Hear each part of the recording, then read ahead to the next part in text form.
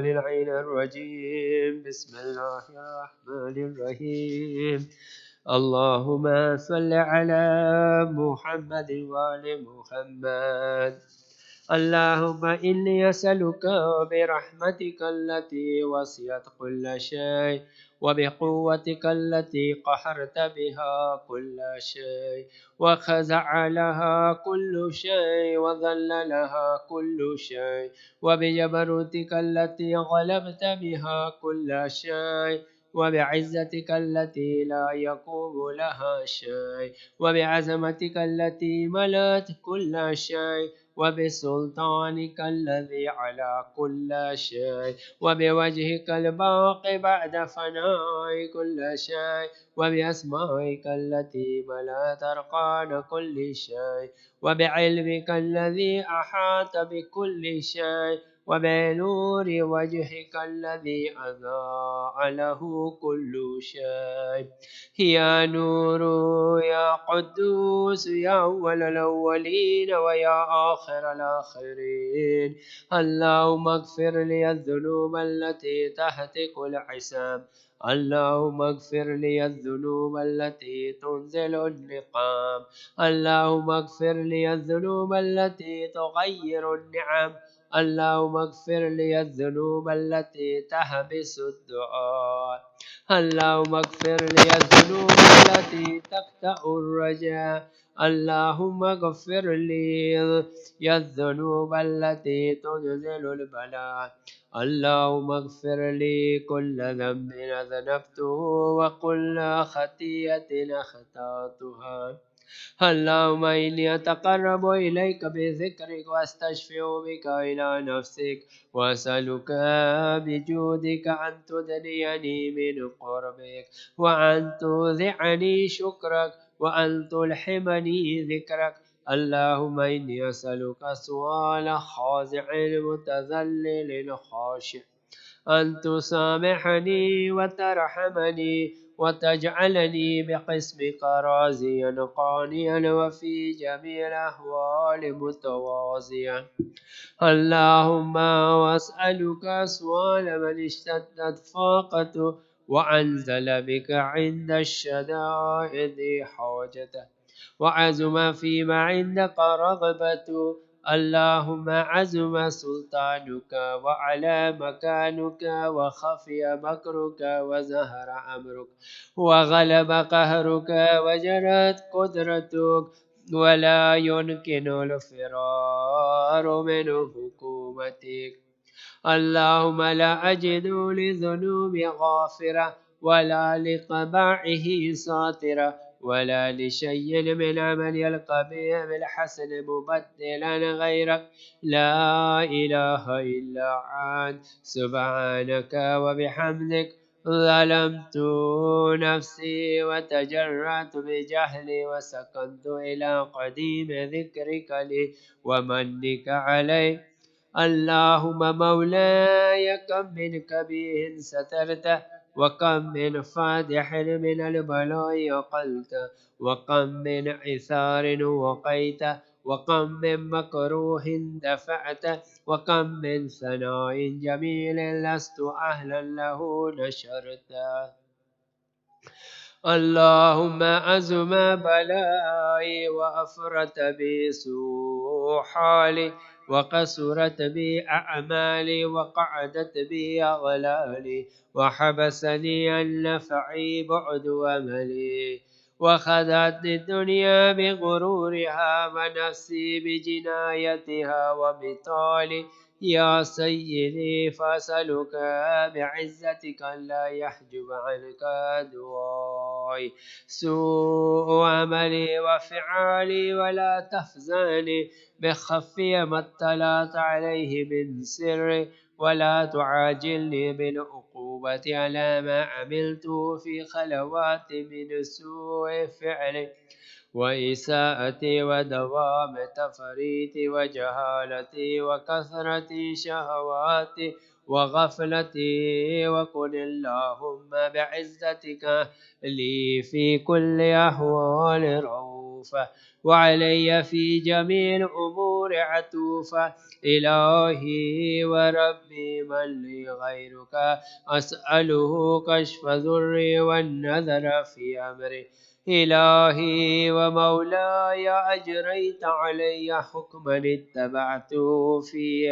هوى نفسي ولم أحترس في من تزيل عدوه فغرني بما أهوى وأسعده على ذلك القضاء فتجاوزت بما جرى علي من ذلك بعد حدودك وخالفت بعض أوامرك فلك الحمد علي في جميع ذلك ولا حجة لي فيما جرى علي في قضاءك وألزمني حكمك وبلاؤك وقد أتيتك يا إلهي بعد تقصيري وإسرافي على نفسي معتذرا نادما منكسرا مستقيلا مستغفرا منيبا مقرا مذعنا معترفا لا أجد مفرا مما كان مني ولا مفزعا أتوجه إليه في أمري غير قبولك عذري وإدخالك إياي في سعة من رحمتك اللهم فاقبل عذري وارحم شدة زري وفكني من شدي وثاقي يا رب ارحم ضعف بدني ورقة جلدي ودقة عزمي يا من بدا خلقي وذكري وتربيتي وبري وتغذيتي حبني الابتداء كرمك وسالف برك بي يا إلهي وسيدي وربي أتراك معذب بنارك بعد توحيدك وبعد ما انتوى عليه قلبي من معرفتك ولهج به لساني من ذكرك واعتقده زمير من حبك وبعد صدق اعتراف ودواي خاضعا لربوبيتك هيهات أنت أكرم من أن تزيع من ربيت أو تبعد من أدنيت أو تشرد من آويت أو تسلم إلى البلاء من كفيت ورحمت وليت الشعر يا سيدي وإلهي ومولاي تسلط النار على وجوه خرت لعظمتك ساجدة وعلى ألسن نطقت بتوحيدك صادقة وبشكرك مادحة وعلى قلوب اعترفت بإلهياتك محققة وعلى زمائر حوت من العلم بك حتى صارت خاشعة وعلى جوارها سات الأوطان تعبدك طائعة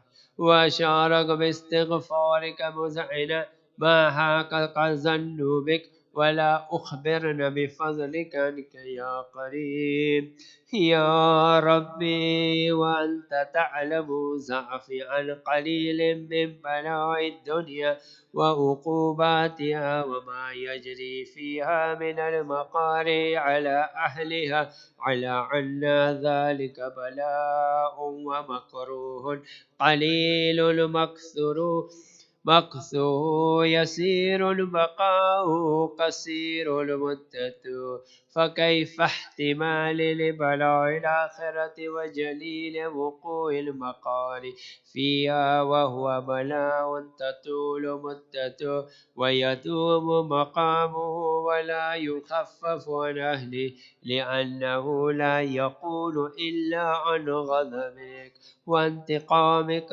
وسخطك وحاز ما لا تقوم له السماوات والأرض يا سيدي فكيف لي وأنا عبدك الضعيف الضليل الحقير المسكين المستكين يا إلهي وربي وسيدي ومولاي لأي الأمور إليك أشكو والإمام منها عزج وبقي لعليم العذاب والشدة أم لطول البلاء ومدتي فلئن سيرتني للعقوبات مع أعدائك وجمعت بيني وبين أهل بلائك وفرقت بيني وبين أحبائك وأوليائك فهب لي يا إلهي وسيدي ومولاي وربي صبرت على عذابك فكيف أصبر على فراقك وهبني صبرت على حر نارك فكيف أصبر عن النظر إلى كرامتك أم كيف أسكن في النار والرجاء عفوك فبعزتك يا سيدي ومولاي أقسم صادقا لئن تركتني ناطقا لزجن إليك بين أهلها زجيج العاملين ولأصرخن إليك صراخ المستصرخين ولأبكين عليك بكاء الفاقدين ولو نادينك أين كنت يا ولي المؤمنين يا غاية آمال العارفين يا غياث المستغيثين يا حبيب قلوب الصادقين ويا إله العالمين أفتراك سبحانك يا إلهي وبحمدك تسمع فيها صوت عبد مسلم سجن فيها بمخالفته وذاق طعم عذابها بمعصيته وحبس بين أطباقها بجرمه وجريرته وهو يزج إليك زجيج معمل لرحمتك ويناديك بلسان أهل توحيدك ويتوسل إليك بربوبيتك يا مولاي فكيف يبقى في العذاب وهو يرجو ما سلف من حلمك أم كيف تعلمه النار وهو يعمل فضلك ورحمتك أم كيف يحرق لهيبها وأنت تسمع صوته وترى مكانه أم كيف يشتمل عليه زفيرها وأنت تعلم زعفه أم كيف يتقلقل بين أطباقها وأنت تعلم صدقه أم كيف تسجر زبانيتها وهو يناديك يا ربه أم كيف يرجو فضلك في عتقه منها فتتركه فيها هيهات ما ذلك الظن بك ولا المعروف من فضلك ولا مشبع لما ملت به الموحدين من برك وإحسانك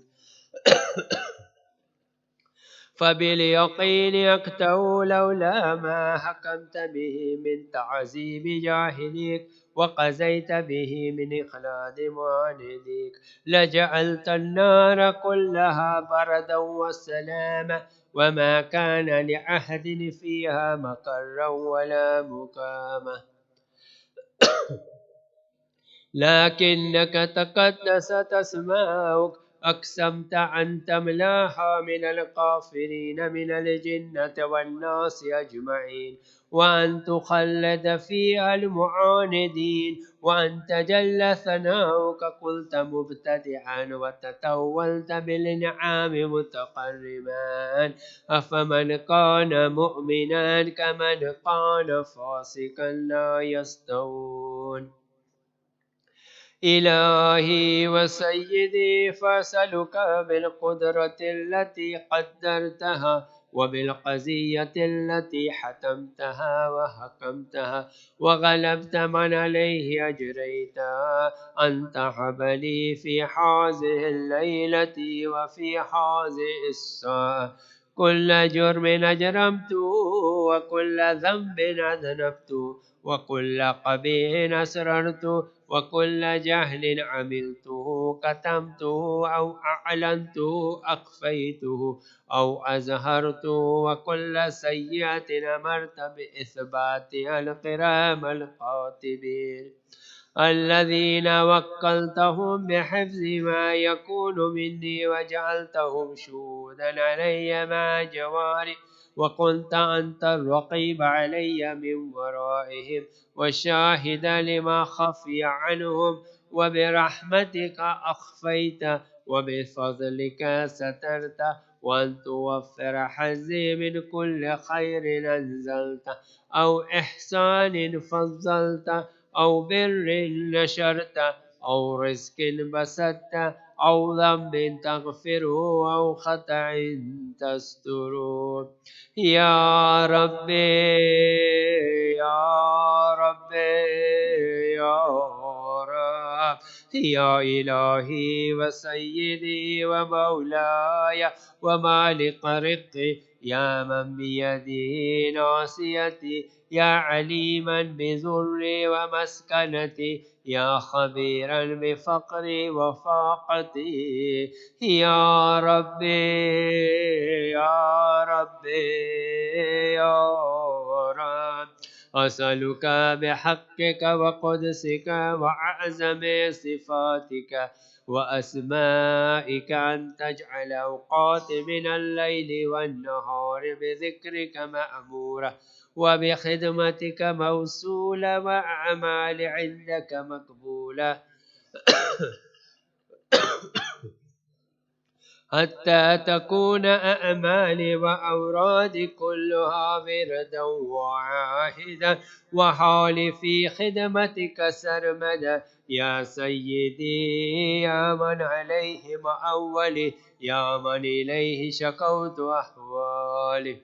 يا ربي يا ربي يا رب، قو على خدمتك جواره واشدد على العزيمة جوانه، وهب لي الجد في خشيتك والدوام في الاتصال بخدمتك، حتى أسرع إليك في ميادين السابقين وأسري إليك في البارزين، وأشتاق إلى قربك في المشتاقين، وأدنو منك دنو المخلصين، وخافك مخافة الموقنين، واجتمع في جوارك مع المؤمنين. اللهم ومن أرادني بسوء فاعرضه، ومن قادني فقده، واجعلني من أحسن عبيدك نسيبا عندك وأقربهم منزلة منك وخصهم زلفة لديك، فإنه لا ينال ذلك إلا بفضلك، وجد لي بجودك واعطف علي بمجدك، واحفظني برحمتك، واجعل لساني بذكرك لهجا وقلبي بحبك متيبا، ومن علي بحسن إجابتك، وأقل لأثرتي واغفر ذلتي، فإنك قزيت على عبادك بعبادتك وأمرتهم بدعائك وزمنت لهم الإجابة. فإليك يا ربي نسبت وجهي، وإليك يا ربي مددت يدي، فبعزتك استجب لي دعائي وبلغني مناي، ولا تقطع من فضلك رجائي، واكفني شر الجن والإنس من أعدائي. يا سريع الرضا اغفر لمن لا يملك إلا الدعاء، فإنك فعال لما تشاء. يا من اسمه دواء وذكره شفاء وطاعته غنى، ارحم من رأس ماله الرجاء وسلاحه البقاء. يا سابغ النعم يا دافع النقام، يا نور المستوحشين في الظلام، يا عالما لا يعلم، صل على محمد وآل محمد، وفعل بما أنت أهل، وصلى الله على رسوله والأئمة الميامين من عليه وسلم تسليما كثيرا كثيرا. اللهم صل على محمد وآل محمد. الفاتحة.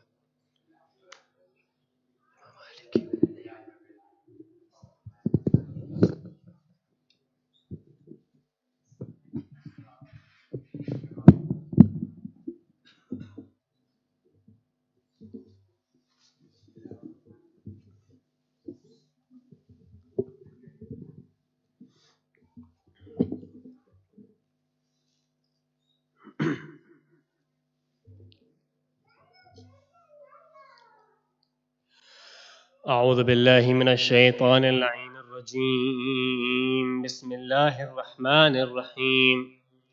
الحمد لله رب العالمين. الحمد لله الذي هدانا لهذا وما كنا لنهتدي لولا أن هدانا الله. لقد جاءت رسل ربنا بالحق. الصلاة والسلام على أشرف الأنبياء المرسلين خاتم النبيين سيدنا ونبينا ومولانا أبي القاسم المصطفى محمد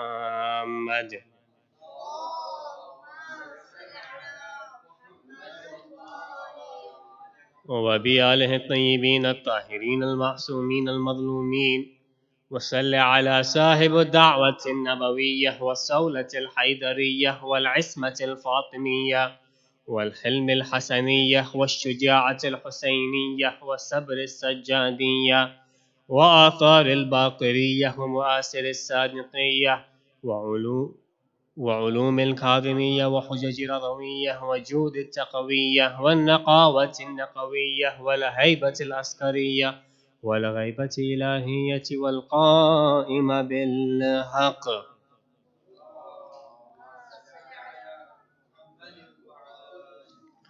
اللهم عجل لوليك الفرج. رب اشرح لي صدري ويسر لي أمري واحلل عقدة من لساني يفقه قولي. أما بعد، فقد قال الله تبارك وتعالى في كتاب الكريم ومحكم كتاب المجيد وقوله الحق. بسم الله الرحمن الرحيم. بقية الله خير لكم إن كنتم مؤمنين.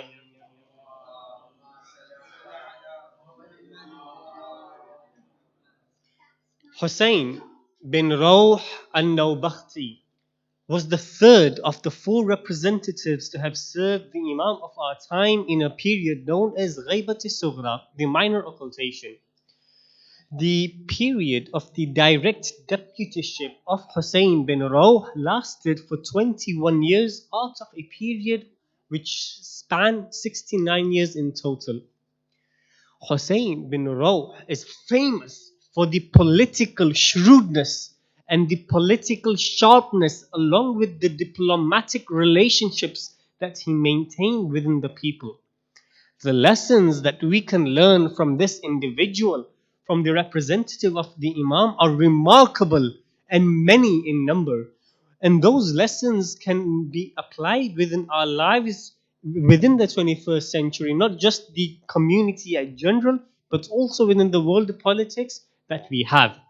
Therefore, the title of tonight's discussion under the series that we have been discussing, Imam al-Mahdi, Ajjalallahu ta'ala faraja, are we ready for him?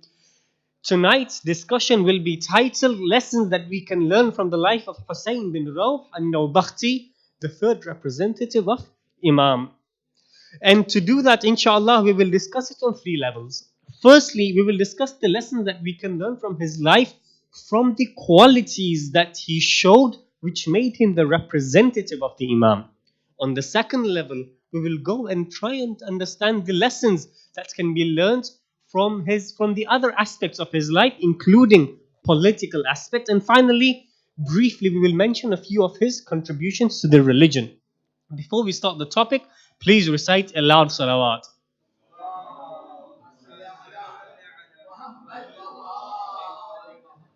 One of the most important qualities that Hussein bin Rawh al-Nawbakhti, the third special representative of the Imam, demonstrated and illustrated was his diplomacy and tactfulness, was him maintaining good relationships with all people.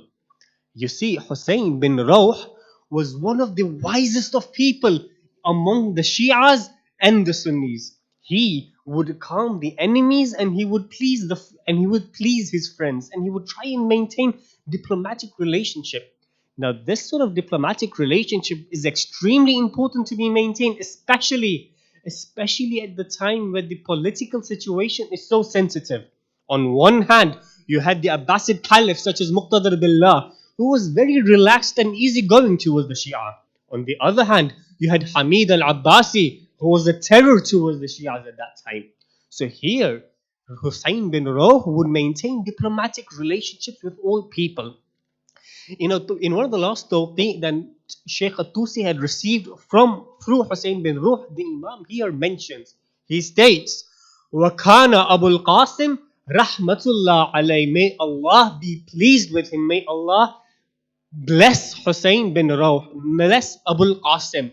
And then he continues, he says, Min a'qal nas. He says he is the wisest among the people. عند المخالف والموافق, among the enemies and also with friends. Imam says that Hussein bin Rawh is the wisest of people when it comes to dealing with the opposition and dealing with our people. And he ends this by saying, وَيَسْتَعْمِلُ التَّقِيَّةِ, and he practices taqiyya. When the Imam of the time writes a tawqi on you with such reference to you, this is one of the highest honors that you can have.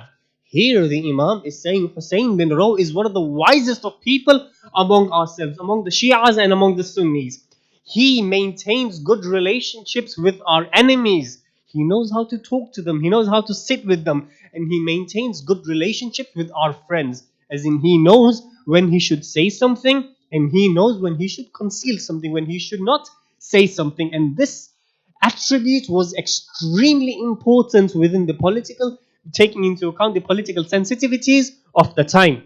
Now, there are many instances which narrate the political shrewdness and the diplomacy that Hussein bin Ruh enacted his life with. And there are many lessons that we can take from him. Let me narrate to you one or two. One of them is narrated by Sheikh At-Tusi in his book Al-Ghaiba. He states that there was a minister by the name of Abu Yasar.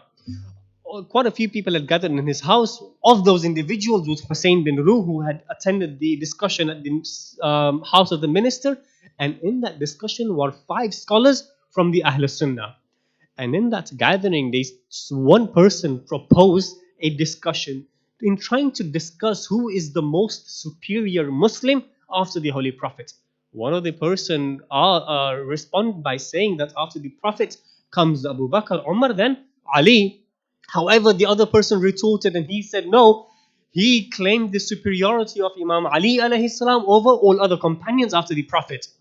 Now, at this point, Hussein bin Rawh responded within that discussion in such a diplomatic and tactful manner that he was able to calm the Sunnis at that discussion, and he was also able to safeguard the Shias at that time. And he did it with such tactfulness that all of the people within that gathering became his supporters, became his admirers. Subhanallah, what a beautiful trait that Hussein bin Rawh demonstrated, one that we need to show within our own lives: diplomacy and tactfulness.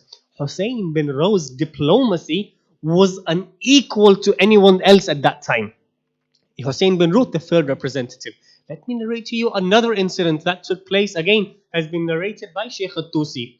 On another instance, Sheikh At-Tusi narrates that one individual in the presence of Hussein bin Rawh cursed and rebuked Muawiyah. And he did la'na on Muawiyah in the presence of Hussein bin Rawh. Hussein bin Rawh turns to this individual and he says, do you know what you are doing? You doing la'na on Muawiyah, where is this going to get us? You doing la'na on Muawiyah, because of this, a few of our Shias are going to get killed in Baghdad. Because of this, a few of our Shias are going to get in Qum. What's the point of doing this la'na? The people would turn around and object, of Hussein bin Rawh, wasn't Muawiyah an enemy of Imam Ali? Of course he was an enemy of Imam Ali. Imam Ali himself fought Muawiyah in the Battle of Siffin. However, when his companion Hujr bin Adi cursed Muawiyah, sent la'na on Muawiyah, Imam Ali alayhi salam retorted and he said, I do not like my companions to be the people who perform sub. What is this that we are doing sub on Muawiyah publicly? We as Shias are barely surviving at the time when our Imam is physically in Ghaiba. What's this la'na going to get us? If you want to discuss about Muawiyah, do it historically, do it academically. This performing sub of Muawiyah publicly is not going to get us anywhere. This is another way Hussein bin Raw demonstrated his tactfulness in diplomacy in such instances. This was one of the first traits and qualities that made him eligible for the representative of Imam al-Mahdi. The second trait that Hussein bin Raw demonstrated was the political influence that Hussein bin Raw demonstrated at the time. Imagine, just a few years ago, the Abbasid caliphs were behind the Imam of our time, trying to kill wherever he was. A few years later, Hussein bin Raw got Shias to a position where the Abbasid caliphs would make Hussein bin Raw their ministers, where they would make a Shia their wazir. Let me narrate to you the political influence that Hussein bin Raw enjoyed at the time. There is a narration by Sheikh al-Sadduq. Sheikh al-Sadduq, we will discuss him later, inshallah. Now, Sheikh al-Sadduq narrates that there was a man by the name of Ali bin Ahmad Aqiqi. Ali bin Ahmad Aqiqi had some difficulty, so he went to the minister Ali bin Isa Jarrah. So he goes to the minister and he says, "Look, I have a few of my difficulties. Please help me in alleviating my needs and alleviating my difficulties and sorrows." Ali bin Isa, the minister of Muqtadar Billah al-Abbasi, the Abbasid Caliph, he turns to him and he says, "Look, you have many relatives in this city. And if all of your relatives were to come to me for help, and if we were to entertain all of them, then we will not be able to do so. And so this is a huge task for us." So, in other words, the minister is saying to Ali bin Ahmad Aqiqi, "Look, if I do you a favor and help you out, I will have to help all of your relatives out, so I'm not able to help you." Ali bin Ahmad Aqiqi got annoyed and he got angry and he retorted and he said, "Then I am going to go to the one through whose difficulties are alleviated." So the minister says, "What do you mean? Who are you going to go to?" He says, "I'm going to go to Allah the Almighty." And angrily and annoyed, he left the meeting of the minister. A few moments later, Ali bin Ahmad Aqiqi meets one of the assistants, one of the messengers of Hussein bin Raw. Now remember, Hussein bin Raw was not the official representative at the time. This was before he became the representative. Anyway, this individual, the assistant of Hussein bin Raw, sees Ali bin Ahmad Aqiqi. He says, "Ali bin Ahmad, what's happening to you? You seem a little down." At that time, Ali bin Ahmad Aqiqi starts complaining about the regime. He says, "Down, down with the government. They're not listening to me." And he complains. At this point, the assistant says, "Okay, hold on. Let me come back to you." A short while later, he comes. He says, "Here, take 100 dinars, take a handkerchief, take hunut, kafur, and take a few pieces of shroud. The Imam of the time conveys his salams to you." And he says, "Whenever you are in difficulty, wipe this handkerchief on your face. This is the handkerchief that I use myself." And as for the kafur and hunut, he mentions that a while later he'll be going to Egypt and he prophesies his death. And he says, "Whenever you die, this kafur and kafan is for you." And he says, the Imam says, "Don't worry, your difficulty will be solved tonight."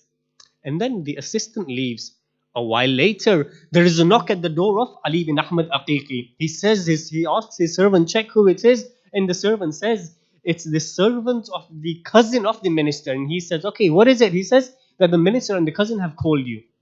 So Ali bin Ahmad Aqiqi says, "Fine, let's go." So they go towards and he finds that the cousin of the minister is on the horse. He comes down, he shakes his hand, and both of them go to the minister of the house. At this time, when they get to the minister of the house, now remember what previously the minister had replied to him, and look at the response of the minister, the same minister right now. The minister says, "Allah has fulfilled your wish. I apologize for my past behavior." And he gives him some official papers with his seal on it. What a turn of events. A few moments had passed. A few moments before, the same minister turns this Aqiqi away. And a few moments later, he is giving him the official papers with his seal personally. You see, what had happened is Hussein bin Raw had gone to the minister. He had said, "Look, O minister, Ali bin Isa, one of our Shias had come to you. Why did you turn him away? One of our people had come to ask for help. Why did you not help him? Why did you reject him?" So at this point, you see, by this time, a few years had already passed from the ghaiba of the Imam. So the Abbasids and the Caliphs and the ministers at that time were more open in having the dialogue with the Shias at the time, and the Shias were able to openly go to the ministers. Anyway, Hussein bin Ru asks the minister, please help him. And the minister does so.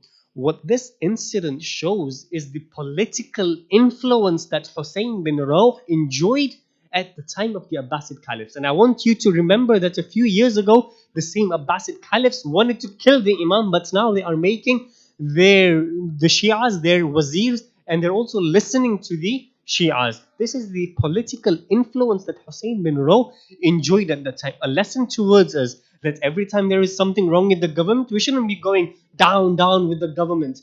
Rather, we should engage politically with them. We should engage with them diplomatically, tactfulness, and take lessons from Hussein bin Rawh like he demonstrated. This was the second important quality worth mentioning. A third quality at the time that Hussein bin Rawh demonstrated was the quality of his trustworthiness. Muhammad bin Uthman bin Sa'id al-Amri was the second representative. Over 3 years before the second representative died, he started directing some of the donations and the monies that he would receive towards Hussein bin Rawh so that he was able to prepare the grounds for Hussein bin Rawh. Like I said in the previous majalises, at that time, there was an underground organization, there was an administration that was working towards the Hujjah of the time, and that the representatives had other representatives beneath them. And Hussein bin Rawh served as a representative of the second representative. Anyway, so Muhammad bin Ali, this time, Muhammad bin Ali Aswadi, he narrates that every time I would receive money for waqf or donations and I would like to send it towards the Imam of my time, I would send it to Muhammad bin Uthman and he would happily accept it. However, one day when I took all this donation from the people towards the second representative, Muhammad bin Uthman, he directed me to now give it to Hussein bin Rawh. So I said, very well. I went to Hussein bin Rawh, I gave the donation to him, and I said, oh Hussein bin Rawh, give me a receipt. Hussein bin Rawh said, okay, fine, here's the receipt. However, Muhammad bin Ali Aswadi narrates that when I went to the second representative, Muhammad bin Uthman, later, Muhammad bin Uthman was very annoyed with me. He said, what's the reason that you asked a receipt from Hussein bin Rawh? Do you not know whatever you give to him, it is as if you are giving it to me? And Hussein bin Rawh is one of the most trustworthy of individuals, and that the Imam had instructed me to do so. And by this saying, the narrator narrates that after that, I never requested a receipt from Hussein bin Rawh. Now, there is no issue in asking for receipts from people, not at all. Here, the representative was just trying to show the truthfulness and the trustworthiness of the third representative. Like I previously said, one of the major challenges and one of the major issues in Ghaibat al-Sughra were financial irregularities. A lot of people, like I mentioned before, Ali bin Hasaka, Ali bin Bilal al-Bilali, even as he is known as, they would deviate from the path only because of their financial irregularities, and they would take the money of khums from here and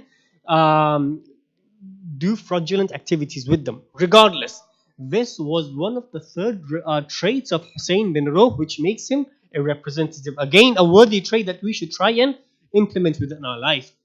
Another trait that I would like to discuss is his sincerity in his role, but most importantly, his sincerity in not disclosing the whereabouts of the Imam. You see, Hussein bin Rawh has been accorded as one of the most wisest of individuals by the Imam, of course, but he was also very knowledgeable at his own right, and he would sit with the kings and the rulers of that time, and he would also engage in debates. Someone comes to Abd al-Sahal Nawbakhti and he says that why is it that Hussein bin Rawh is the representative of the Imam? Why aren't you the representative of the Imam? So Abd al-Sahal responds to him and he says the Imam knows who's to make his representatives and who not to make his representatives. He says, I debate with a lot of people, And if I knew the whereabouts of my Imam, and if I was losing the debate, in order to prove my time, I would show the whereabouts of the Imam to the public. However, Hussein bin Ro is different to that. Hussein bin Ro, even if the Imam was sitting or was behind him, Hussein bin Ro would be scissored to pieces, but he would still not uh, uh, disclose the whereabouts of the Imam. You see, here what we are trying to say is all of the four representatives performed this trait very diligently. What do I mean? You see, when someone is trying to conceal something, it is hard enough. But when someone is trying to conceal something where other people know that he is trying to conceal something, now that's even harder. And it is easy to conceal for a day, or it's easy to divert their attention for a day or 2 days. But to do that for a whole year, or years, or even decades throughout the whole of Ghaibat-e-Sughra, where the external environment knows that you know where the Imam is, and you have all of the external pressures and the external influence that people are requesting, please tell me where the Imam is, with all sorts of intentions, be it genuine intentions or be it otherwise.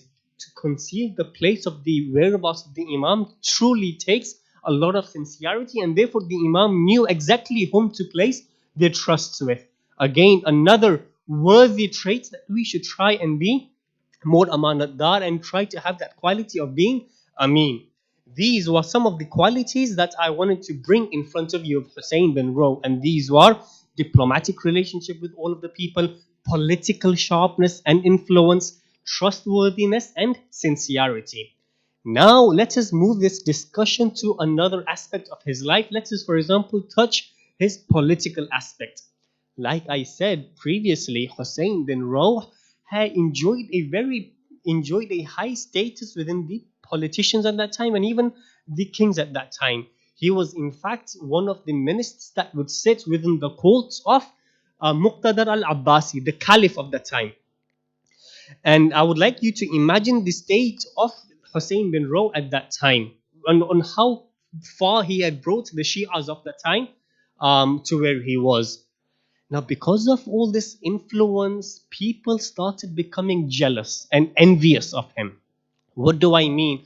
When Muqtadar Billah al-Abbasi passed away, traditions differ, but they say Hamid al-Abbasi became the caliph. Or according to other tradition, Hamid al-Abbasi was a wazir or a minister of the time, and he was a terror towards the Shias.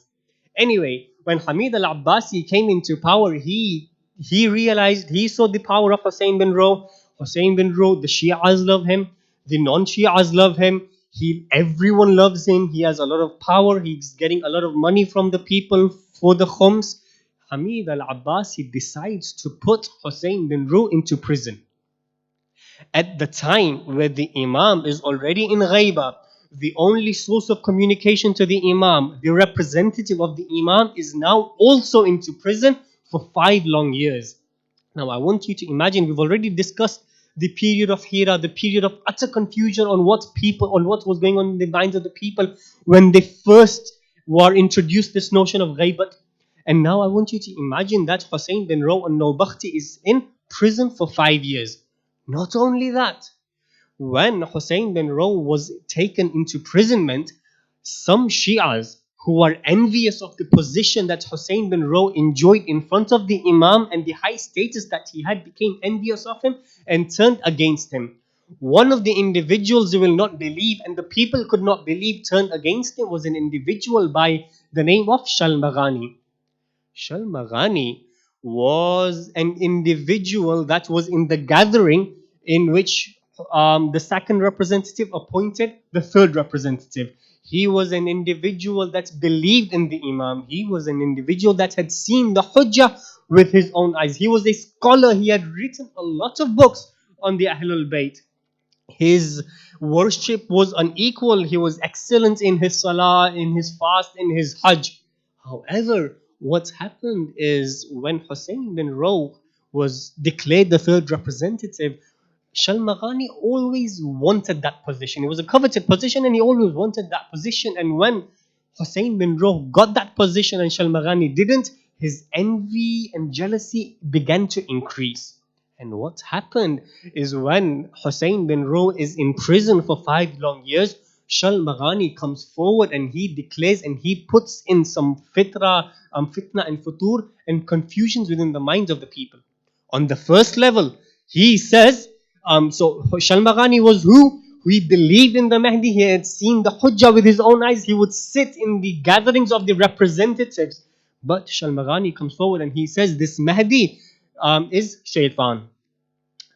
Shalmaghani says the Mahdi is shaitan. Why? The title of the Mahdi is Al-Qa'im. Al-Qa'im means the one who rises. Allah, the Shias refer this title to the concept of the Mahdi, but in reality, when Allah subhanahu wa ta'ala created Adam, shaitan didn't perform sajda on Adam. He stayed rising. So this Mahdi is now shaitan.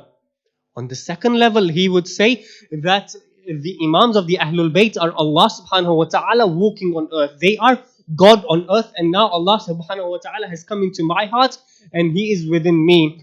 For those of you who pledge their allegiance to me, heaven awaits you. And for those of you that pledge your allegiance to the Mahdi or Hussein bin Ruh, hell awaits you. On the third level, he would say that Ali bin Abi Talib is a God. In fact, he would say that Ali bin Abi Talib is God. Ali had given the religion to the Holy Prophets. However, the Prophets betrayed Ali. The Prophets betrayed God. He didn't do his job properly. So then Ali, as in God, allowed the Prophet to continue with his religion for 350 years. And now I have been sent to take over this religion and bring reform to the religion of Ali. Now just imagine if you are a normal ordinary Shia at that time, your Imam has just gone into Ghaiba only a few decades ago. You do not know what to do, you do not know who to turn to. Slowly you are now getting used to the concept of representatives and wukala and how to send letters towards the Imam.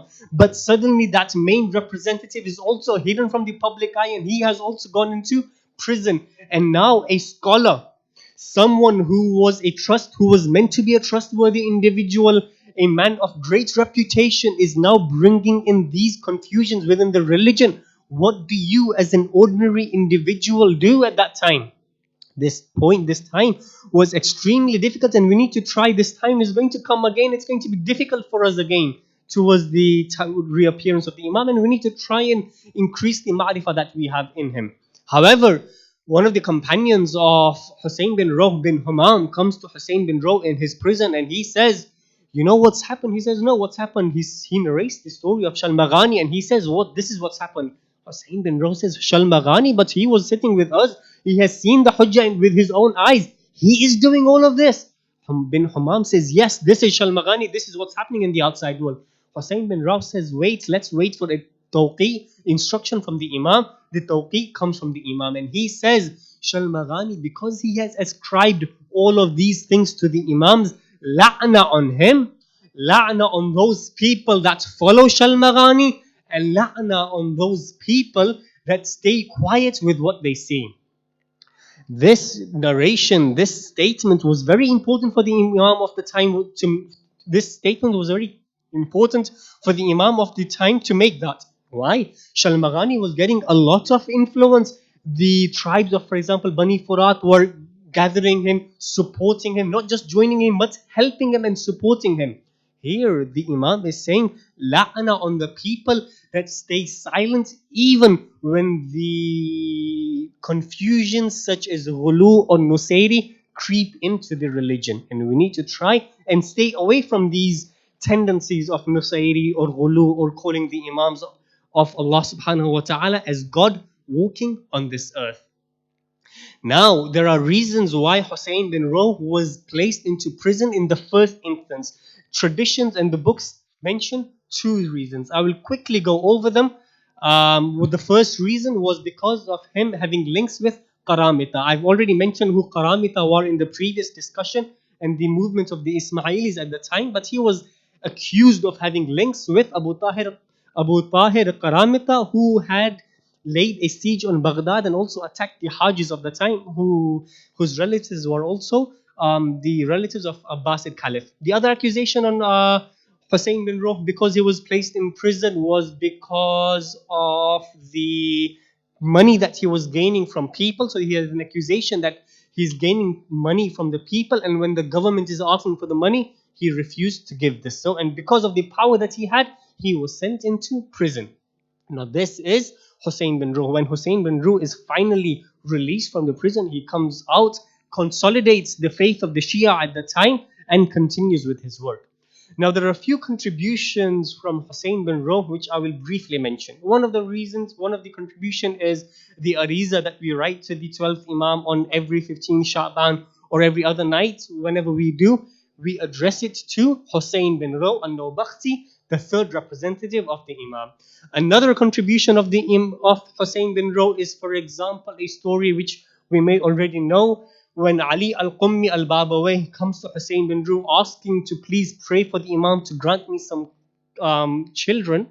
The Imam, in a lengthy discussion, I will present a brief summary to you. The Imam says you will get 3 sons, Muhammad, Hassan and Hussein. Muhammad and Hussein will be the scholars of the time, and one of those sons was a son by the name of Sheikh as-Sadduq. Sheikh as-Sadduq has come from the prayers of the Imam of the time, and he has authored many books, including Man La Yahdurul Faqih, one of the 4 authentic books of the Shia Islam, but also Kamaluddin wa Tamamun Ni'mah, a book in which he has defended the concept of the Imam like anyone else. There's a lot of books on the Imam. There's the Ghaiba of Tusi, and there's many other books like that. But the book of Sheikh al-Sadduq is arguably one of the best books by a scholar. Salawat ala Muhammad wa ali Muhammad.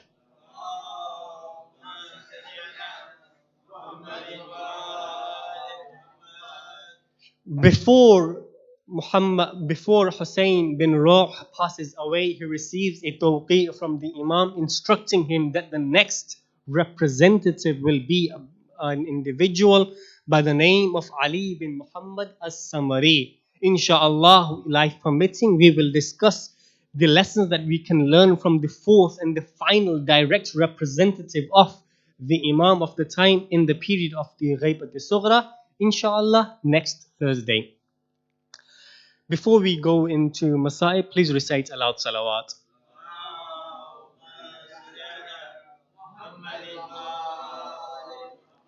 अज़ादारान इमाम मज़लूम करबला और सामीईन मोहतरम, करबला में आशूर का दिन नमूदार होता है, एक के बाद एक मौला हुसैन अलैहिस्सलाम के असहाब इजाज़त लेते हैं, तलब करते हैं और जंग के मैदान में जाते हैं अपनी जान मौला के लिए कुर्बान करने के लिए। उनमें से एक सहाबी का नाम हबीब इब्न अल-मज़ाहिर था। अज़ादारो, हबीब इब्न अल-मज़ाहिर ज़ईफ़ थे। एक मर्तबा मौला हुसैन अलैहिस्सलाम के खेमे में पहुंचते हैं, बहुत ही अदब व आदाब से इजाज़त तलब करते हैं, कहते हैं मौला, जहाँ सबको इजाज़त मिली है वहाँ हमें भी इजाज़त दीजिए। बस एक मर्तबा हुसैन ने हबीब इब्न मज़ाहिर को इजाज़त दी। एक मर्तबा हबीब जाते हैं जंग के मैदान में। मक्तल में लिखा है कि हबीब ने खूब जंग लड़ी, लेकिन एक मर्तबा हबीब घोड़े पर डगमगाने लगे।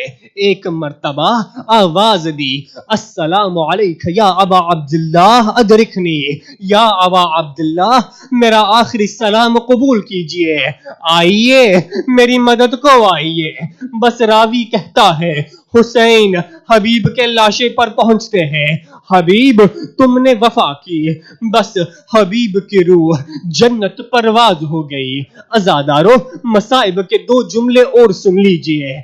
जब ये लुटा हुआ काफिला 11 मुहर्रम को क्या हुआ कि जालिमीनों ने सारे सरों को नौकहाये नेज़ों के ऊपर बुलंद कर दिया। हुसैन का सर नौकहाये नेज़ा के ऊपर, अली अकबर का सर नौके नेज़ा के ऊपर, ओनो मोहम्मद का सर नौके नेज़ा के ऊपर। हाँ अज़ादारो, शीश माहे अली असगर का सर भी नौके नेज़ा के ऊपर। उन सरों के दरमियान हबीब इब्न मज़ाहिर का सर भी था। अभी ये लुटा हुआ काफिला करबला से रवाना होता है, कूफे के अंदर दाखिल होता है। याद रहे, अभी कूफे वालों को पता नहीं था कि करबला में हुसैन मारे गए, करबला में अब्बास शहीद हुए, करबला में अकबर और हबीब और ज़ुहैर इब्न अल-क़ैम मारे गए। एक मर्तबा जब ये लुटा हुआ काफिला कूफे के अंदर पहुंचता है ना, तो थोड़े बच्चे खेल रहे थे। उन बच्चों में से एक बच्चा हबीब इब्न मदाहिर का था। जैसे ही उस बच्चे की निगाह हबीब इब्न मदाहिर के सर पर पहुंचती है, वो कहता है सारे बच्चों को, दोस्तों देखो इन्होंने मेरे बाबा का क्या हाल कर दिया। बस वो बच्चा आता है, उस शकी के ऊपर ऐसा वार करता है कि वो वासिले जहन्नम हो जाता है, और हबीब इब्न मज़ाहिर का सर लेता है और कयामत खेज जुमला कहता है बाबा, जिसका वारिस जिंदा होता है ना, उसके सर को नोके नेजा के ऊपर बुलंद नहीं किया जाता। बस अजादारों, एक मर्तबा जंजीरों की झंकार की आवाज आने लगी। हसरत बरी निगाहों से आबिदे बीमार बाबा के सर के ऊपर नजर रखते हैं, कहते हैं बाबा मजबूर हूं मैं, हाथों में हथकरिया, पाँव में भेरिया और गले में खारदार तोक है। अला लअनतुल्लाहि अलल कौमिज़ ज़ालिमीन। इन्ना लिल्लाहि wa inna ilayhi raji'un. We pray to Allah subhanahu wa ta'ala to hasten the reappearance of the 12th Imam, and when he does so, that we also are raised so that we are able to be parts of his ashab and ansar. Salawat ala Muhammad wa ali Muhammad.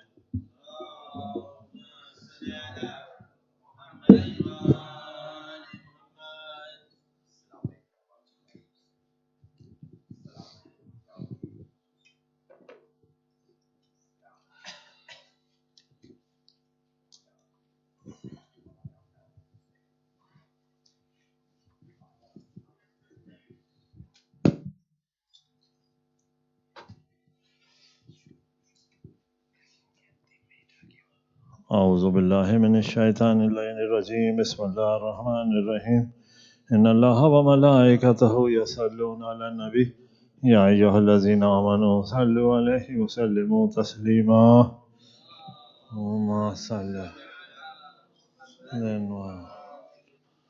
سبحان الله والحمد لله ولا إله إلا الله والله أكبر ولله الحمد الله أكبر الله أكبر الله أكبر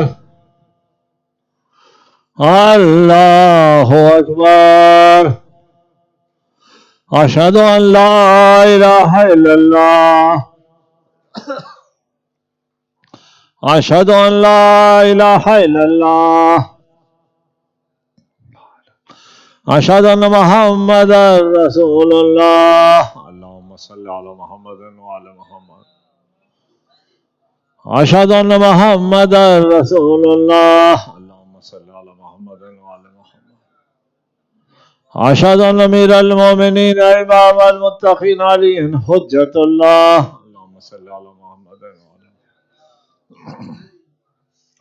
أشهد أن أمير المؤمنين إمام المتقين علي ولي الله اللهم صل على حي على الصلاة حي على الصلاة حي على الفلاح حي على الفلاح حي على خير العمل حي على خير العمل الله أكبر الله أكبر لا إله إلا الله لا إله إلا الله اللهم صل على محمد وعلى محمد بسم الله الرحمن الرحيم اللهم اجعل قلبي بارا وعيشي قارا واملي سارا ورزقي دارا واولادي ابرارا واجعل لنا قبر نبيك محمد المصطفى صلى الله عليه وسلم مستقرا وقرارا برحمتك يا ارحم الراحمين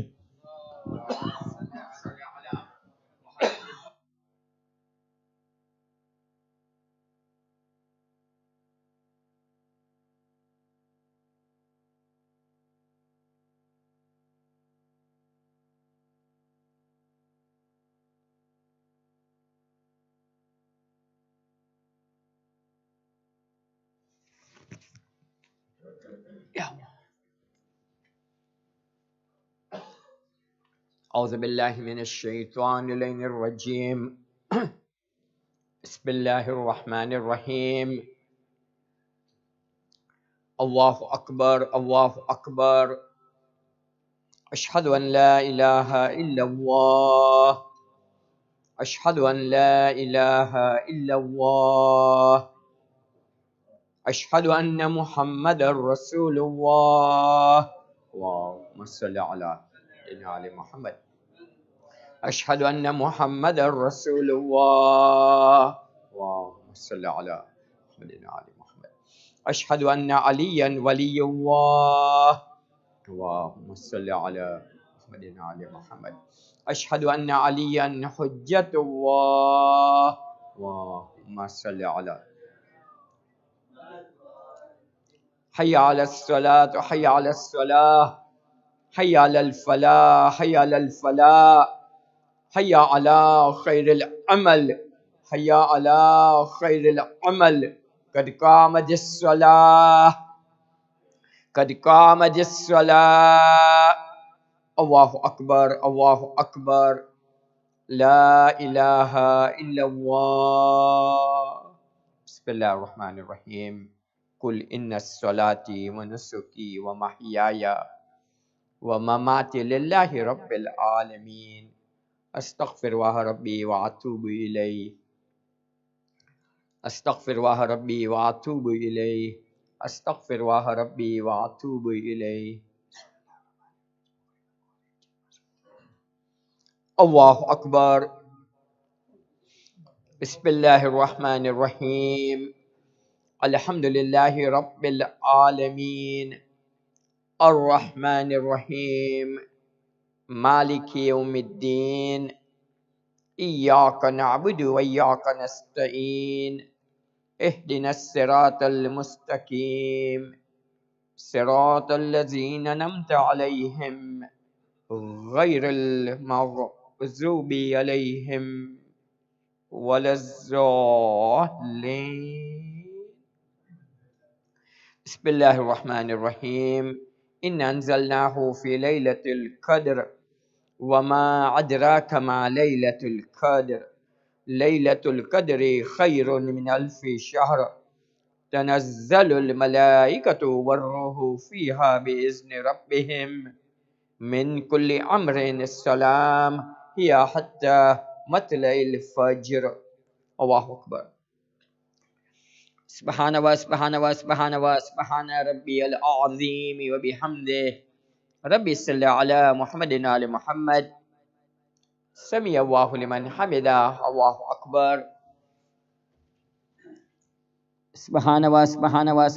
سبحان ربي الأعلى وبحمده ربي صل على محمد آل محمد الله أكبر أستغفر الله ربي وأتوب إليه الله أكبر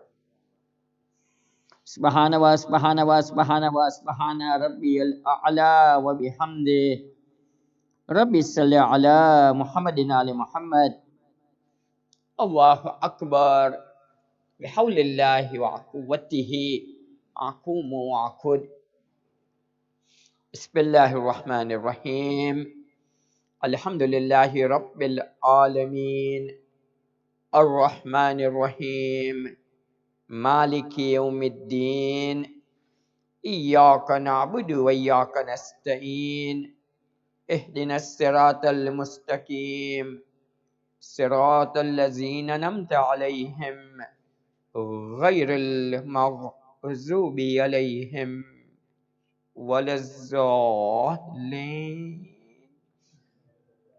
بسم الله الرحمن الرحيم قل هو الله أحد الله الصمد لم يلد ولم يولد ولم يكن له كفوا أحد كذلك الله ربي الله أكبر اللهم صل على محمد آل محمد ربنا آتنا في الدنيا حسنة وفي الآخرة حسنة وقنا عذاب النار ربنا ظلمنا أنفسنا وإن لم تغفر لنا وترحمنا لنكونن من الخاسرين اللهم صل على محمد آل محمد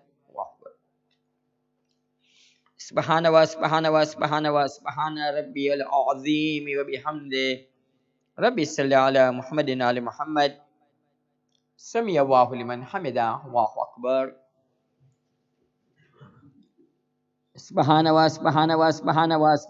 ربي الأعلى وبحمده ربي صل على محمد آل محمد الله أكبر أستغفر الله ربي وأتوب إليه الله أكبر سبحان ربي الأعلى وبحمده ربي صل على محمد آل محمد الله أكبر الحمد لله أشهد أن لا إله إلا الله وحده لا شريك له وأشهد أن محمدا عبده ورسوله اللهم صل على محمد وآل محمد وتقبل شفاعته في أمته ورفع درجته بحول الله وقوته أقوم وأقول سبحان الله والحمد لله ولا إله إلا الله له أكبر سبحان الله والحمد لله ولا إله إلا الله له أكبر سبحان الله والحمد لله ولا إله إلا الله أكبر سبحان ربي العظيم وبحمده ربي صل على محمد آل محمد سمع الله لمن حمده الله أكبر سبحان ربي الأعلى وبحمده ربي صل على محمد آل محمد الله أكبر أستغفر الله ربي وأتوب إليه الله أكبر سبحان ربي الأعلى وبحمده ربي صل على محمد آل محمد يا ولي العافية نسألك العافية عافية الدين والدنيا والآخرة برحمتك يا أرحم الراحمين اللهم صل على محمد آل محمد الله أكبر بسم الله وبالله وخير الأسماء لله أشهد أن لا إله إلا الله وحده لا شريك له وأشهد أن محمدا عبده ورسوله اللهم صل على محمد وآل محمد السلام عليك أيها النبي ورحمة الله وبركاته السلام علينا وعلى عباد الله الصالحين السلام عليكم ورحمة الله وبركاته الله أكبر الله أكبر الله أكبر لا إله إلا الله اللهم صل على محمد وآل محمد اللهم صل على محمد وآل محمد اللهم صل على محمد وآل محمد الله أكبر الله أكبر الله أكبر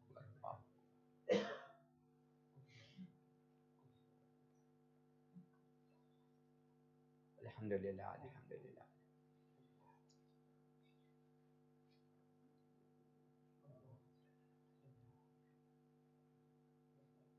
الحمد لله الحمد لله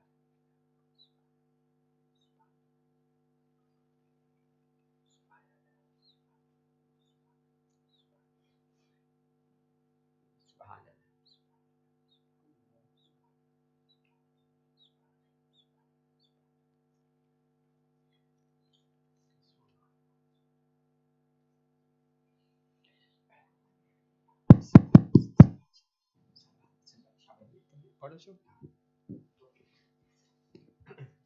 صلوات الشعبانية اللهم صل على محمد وآل محمد بسم الله الرحمن الرحيم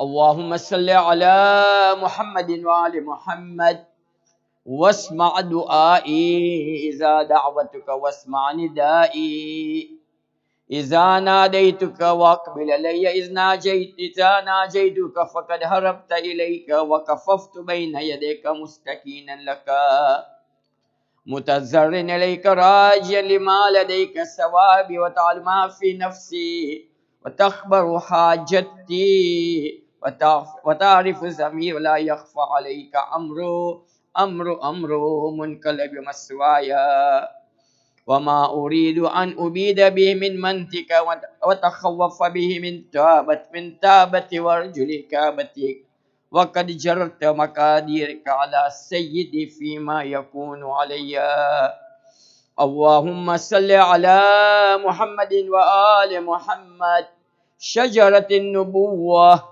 وموز الرسالة ومختلف الملائكة ومعدن العلم وأهل بيت الوحي اللهم صل على محمد وآل محمد للفلك الجارية في اللجج الغامرة يعمن من ركبها ويغرق من تركها المتقدم لهم مالك والمتأخر عنهم زائهك واللازم لهم لاهك اللهم صل على محمد وآل محمد للكهف الحسين وغياس المستر المستكين وملجأ الهاربين وإسمة المعتصمين اللهم صل على محمد وآل محمد صلاة كثيرة تكون لهم رزا ولحق محمد وآل محمد أداء وكزاء بحول منك وقوة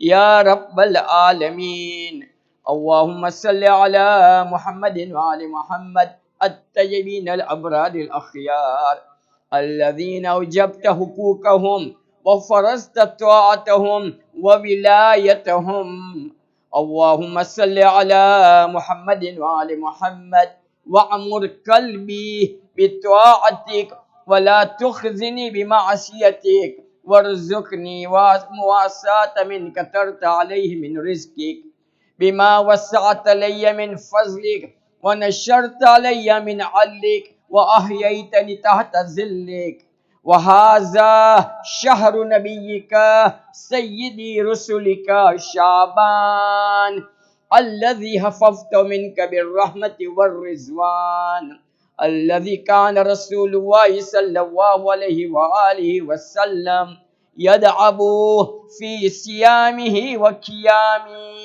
في لياليه وأيامه جنوء لك في إكرامه وإذامه إلى محل إمامه اللهم فإن على الاستنان بسنة فيه ونيل الشفاعة لديه اللهم واجعله شفيعا مشفعا وطريقا إليك مهيئا واجعلني له متبعا حتى ألقاك يوم القيامة أني راضية وعن ذنوب غاضبة قد أوجبت لي منك الرحمة والرضوان وأنزلتني دار القرار ومحل الأخيار اللهم صل على سيدنا محمد وآله الطاهرين اللهم صل على آل محمد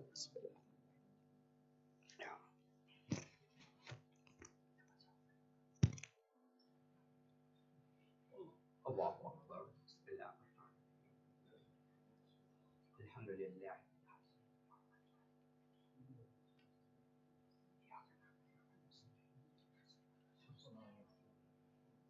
صراط الذين أنعمت عليهم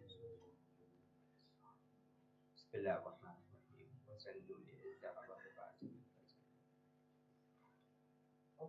في الظلمات لا إله إلا أنت سبحانك إني كنت من الظالمين فاستجبنا له سبحان الله سبحان الله سبحان الله سبحان الله بحمده سبحان الله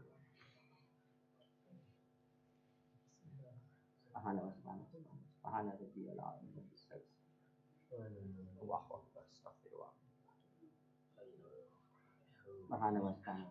سبحان ربي الأعلى والسلام الله أكبر الحمد لله بسم الله الرحمن الرحيم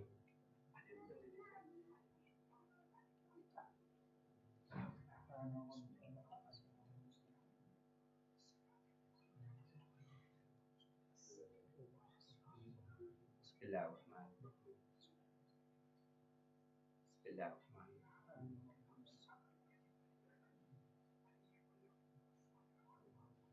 صل على محمد ربنا آتنا بحسن رب اغفر لي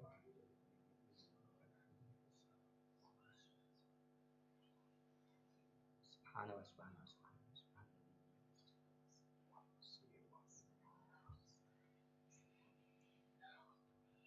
سبحان وسبحان وسبحان سبحان ربي الأعلى وبحمده الله أكبر استغفر الله سبحان وسبحان وسبحان سبحان ربي الأعلى وبحمده السلام يا لطيف لا إله إلا أنت سبحانك إني كنت من الله أكبر بسم الله الرحمن الرحيم أشهد أن لا إله إلا الله وحده لا شريك له أشهد أن محمدا عبده ورسوله السلام عليك يا نبي ورحمة الله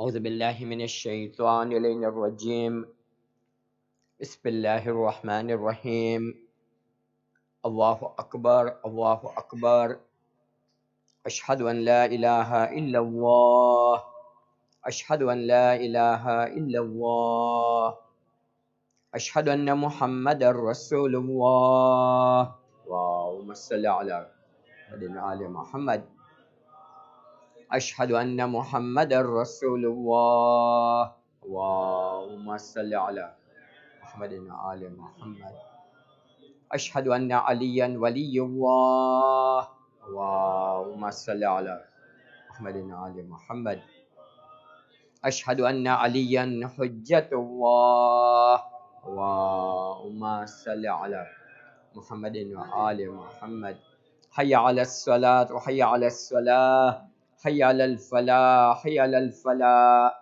حي على خير العمل حي على خير العمل قد قامت الصلاة قد قامت الصلاة الله أكبر الله أكبر لا إله إلا الله بسم الله الرحمن الرحيم قل إن الصلاة ونسكي ومحياي ومماتي لله رب العالمين أستغفر الله ربي وأتوب إليه أستغفر الله ربي وأتوب إليه أستغفر الله ربي وأتوب إليه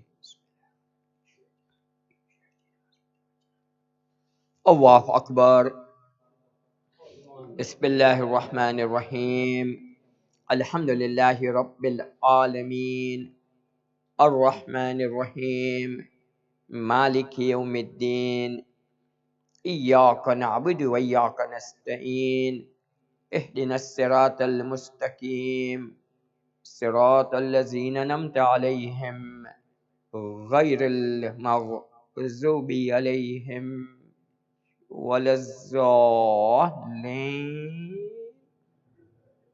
بسم الله الرحمن الرحيم قل أعوذ برب الناس ملك الناس إله الناس من شر الوسواس الخناس الذي يوسوس في صدور الناس من الجنة والناس الله أكبر سبحان سبحان ربي العظيم وبحمده ربي صل على محمد آل محمد سمع الله لمن حمده الله أكبر سبحان ربي الأعلى وبحمده صلى على محمد آل محمد. الله أكبر. أستغفر الله ربي وأتوب إليه. الله أكبر. سبحان ربي الأعلى وبحمده ربي صلى على محمد آل محمد. الله أكبر. بحول الله وقوته أقوم وأقعد. بسم الله الرحمن الرحيم. الحمد لله رب العالمين الرحمن الرحيم مالك يوم الدين إياك نعبد وإياك نستعين اهدنا الصراط المستقيم صراط الذين أنعمت عليهم غير المغضوب عليهم ولا الضالين. بسم الله الرحمن الرحيم. قل هو الله أحد الله الصمد لم يلد ولم يولد ولم يكن له كفوا أحد كذلك الله ربي. الله أكبر. اللهم صل على محمد وآل محمد.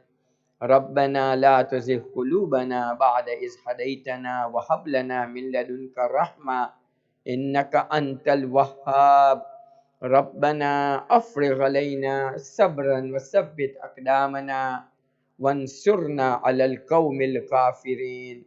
اللهم صل على محمد وآل محمد. الله أكبر. سبحان ربي العظيم وبحمده ربي صل على محمد وآل محمد. سمع الله لمن حمده. الله أكبر. سبحان ربي الأعلى وبحمده ربي صل على محمد وآل محمد. الله أكبر. أستغفر الله ربي وأتوب إليه. الله أكبر. سبحان ربي الأعلى وبحمده ربي صل على محمد وآل محمد. الله أكبر. الحمد لله. أشهد أن لا إله إلا الله وحده لا شريك له وأشهد أن محمدا عبده ورسوله. اللهم صل على محمد وآل محمد وتقبل شفاعته في أمته ورفع درجته بحول الله وقوته أقوم وأقعد.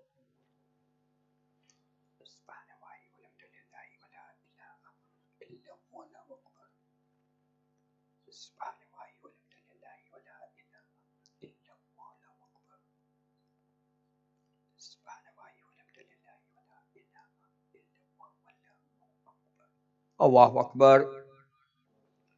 سبحان ربي العظيم وبحمده ربي صل على محمد وآل محمد. سمع الله لمن حمده. الله أكبر. سبحان ربي الأعلى وبحمده ربي صل على محمد وآل محمد. الله أكبر. أستغفر الله ربي وأتوب إليه. الله أكبر. سبحان ربي الأعلى وبحمده ربي صل على محمد وآل محمد. الله أكبر. بحول الله وقوته أقوم وأقعد.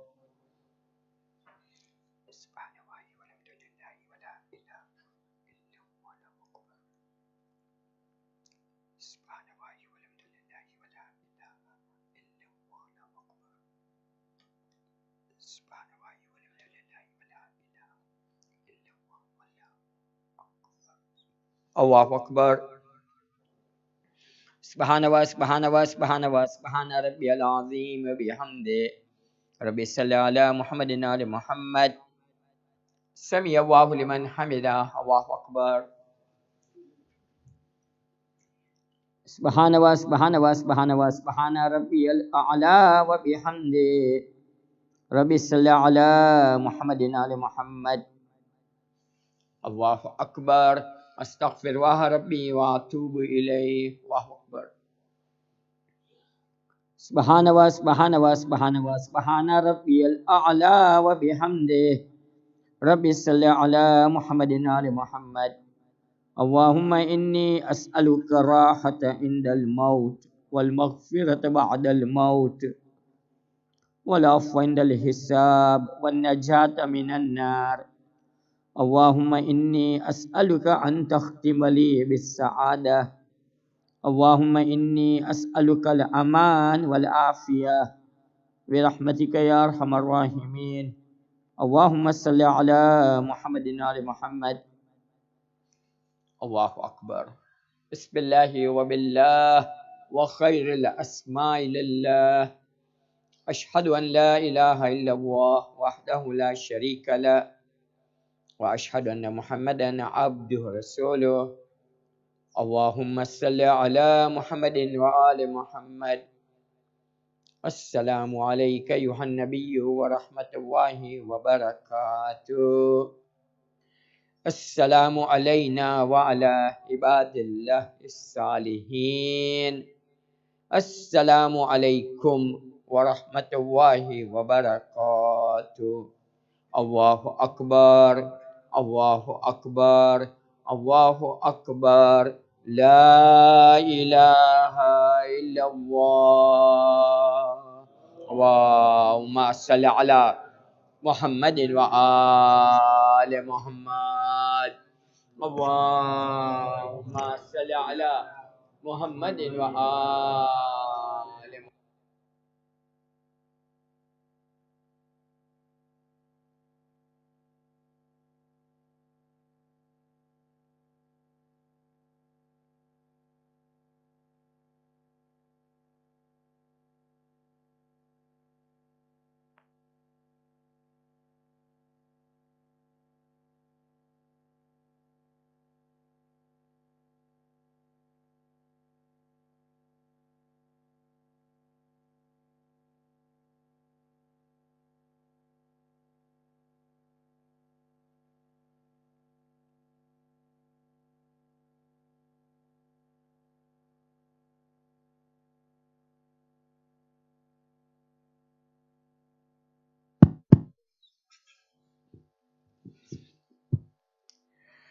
اللهم صل على محمد وآل محمد.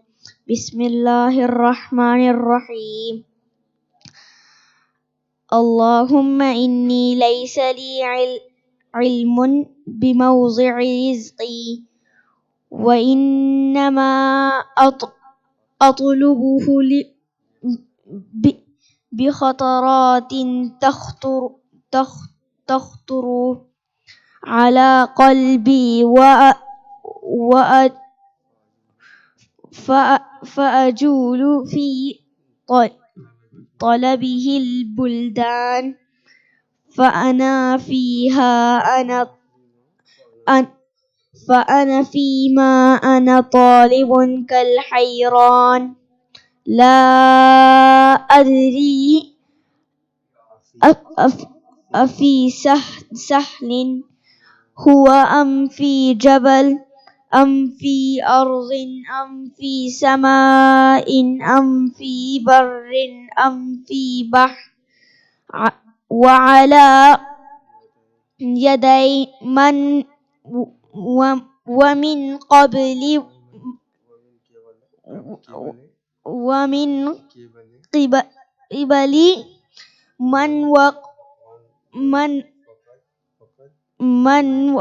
من وقد علمت أن علمه عندك وأسبابه بيدك وأنت الذين تقسمه بلطفك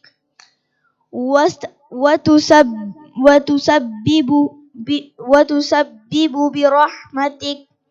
اللهم فصل على محمد وآله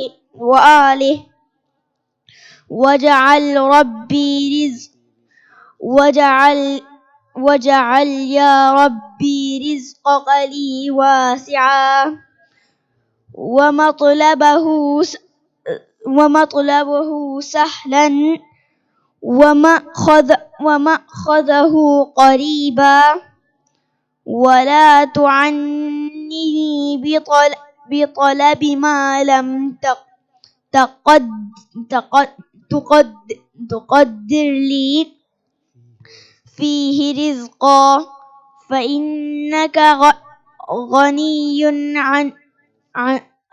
عن عذابي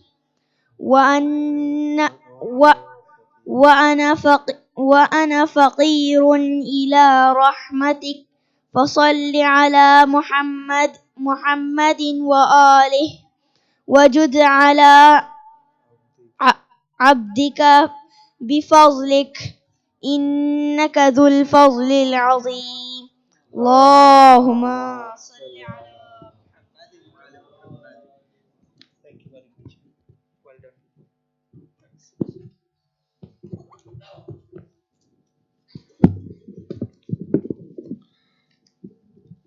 اللهم صل على محمد وآل محمد. بسم الله الرحمن الرحيم. السلام عليك يا وارث آدم صفة الله. السلام عليك يا وارث نوح النبي الله. السلام عليك يا وارث إبراهيم خليل الله. السلام عليك يا وارث موسى كليم الله. السلام عليك يا وارث عيسى روح الله. السلام عليك يا وارث محمد حبيب الله. السلام عليك يا وارث أمير المؤمنين ولي الله. السلام عليك يا ابن محمد المصطفى. السلام عليك يا ابن علي المرتضى. السلام عليك يا ابن فاطمة الزهراء. السلام عليك يا ابن خديجة الكبرى. السلام عليك يا ثار الله وابن ثاره والوتر الموتور. أشهد أنك قد أقمت الصلاة وآتيت الزكاة وأمرت بالمعروف ونحيت عن المنكر فأتاك الله ورسوله حتى أتاك اليقين. فلعن الله أمة قتلتك ولعن الله أمة ظلمتك ولعن الله أمة سمعت بذلك فرزيت به. يا مولاي يا أبا عبد الله أشهد أنك كنت نورا في الأصلاب الشامخة والأرحام المطهرة لم تنجسك الجاهلية بأنجاسها ولم تلبسك من مدهمات ثيابها. وأشهد أنك من دعائم الدين وأركان المؤمنين. وأشهد أنك الإمام بر التقي الرزي الذكي الحادي المهدي. وأشهد أن أئمة من ولدك كلمة التقوى وأعلام الهدى والوروة الوسطى والحجة على أهل الدنيا. وأشهد الله وملائكته وأنبياءه ورسوله أني بكم مؤمن وبيا بكم موقن بشرائع الدين وخواتم عملي وقلبي لقلبكم سلم وأمري لأمركم متبع. صلوات الله عليكم وعلى أرواحكم وعلى أجسادكم وعلى أجسامكم وعلى شاهدكم وعلى غائبكم وعلى ظاهركم وعلى باطنكم. السلام عليك يا ابن الرسول الله. السلام عليك يا ابن نبي الله. السلام عليك يا ابن أمير المؤمنين. السلام عليك يا ابن الحسين الشهيد. السلام عليك أيها الشهيد وابن الشهيد. السلام عليك أيها المظلوم وابن المظلوم. ولعن الله أمة قتلتك ولعن الله أمة ظلمتك ولعن الله أمة سمعت بذلك فرزيت به. السلام عليكم يا أولياء الله وأحباءه. السلام عليكم يا أسفياء الله وأوداءه.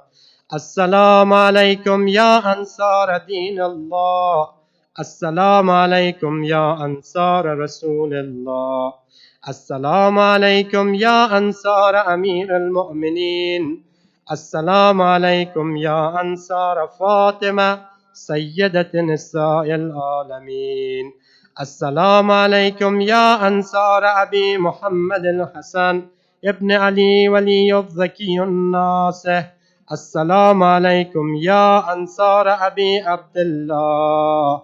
بأبي أنتم وأمي تبتم وطابت الأرض التي فيها دفنتم وفزتم فوزا عظيما.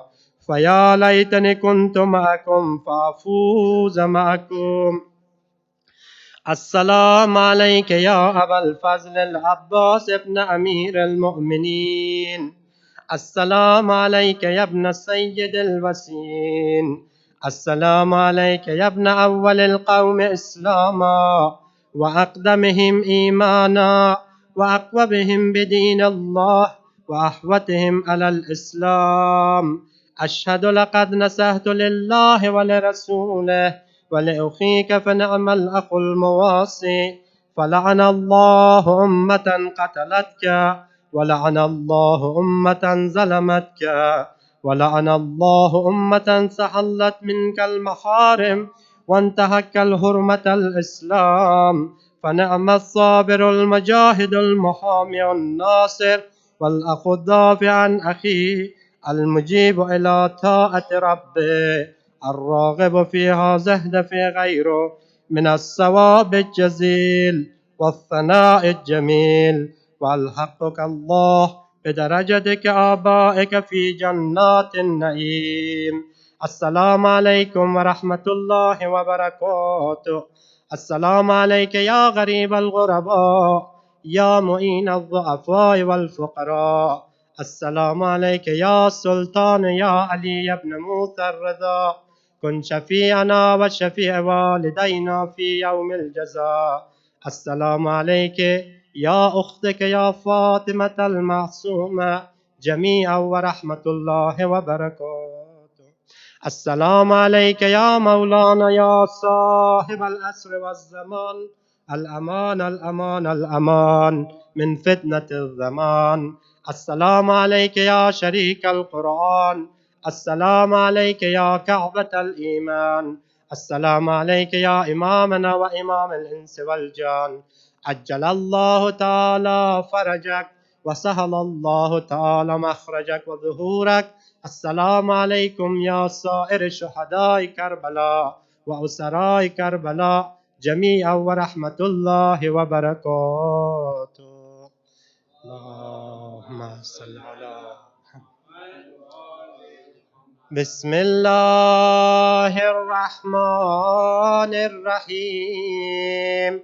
اللهم كل وليك الحجة ابن الحسن صلواتك عليه وعلى آبائه في هذه الساعة وفي كل ساعة وليا وحافظا وقائدا وناصرا ودليلا وعينا حتى تسكنه أرضك طوعا وتمتعه فيها طويلا.